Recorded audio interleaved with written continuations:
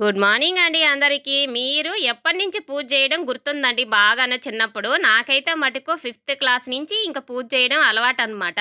ఇంక అప్పటినుంచి గూడా మా అమ్మ నాకు పటాలకు బొట్లు పెట్టడం ఎలాగని నేర్పిచ్చేసింది. ఇంక పెళ్ళయ్యేదాకా గూడా ఇంక పూజ గదిలోకి మా అమ్మ దండం పెట్టుకునే దానికే వచ్చేదనమాట.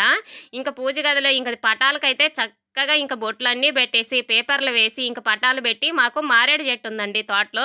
ఇంక మారేడాకు కోసుకొచ్చుకొని ఇంక పటాల్లో బెట్టుకుంటామనమాట. పల్లెటూరు గదా! అంత పూలైతే దొరకవు.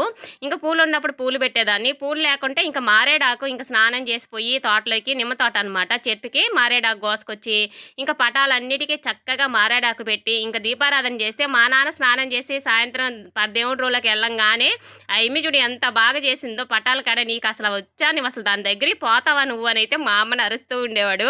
ఇంక పెళ్ళైన తర్వాత ఇంక మా అత్తమ్మోళ్ళ ఇంట్లోననమాట. ఎప్పుడన్నా ఊరికి పోతే మా అత్తమ్మ చెప్పేది, "అమ్మ నీలమ్మ కొంచెం పటాలకు బొట్లు పెట్టమ్మా చక్కగానని." ఇంక నీట్‌గా పటాలన్నిటికి బొట్లు పెడితే దేవుడి రూమ్‌లోకి పోయిన ప్రతిసారి గూడా పటాలన్నీ చూసుకొని బాగా సంతోషపడిద్ది మా అత్తమ్మ.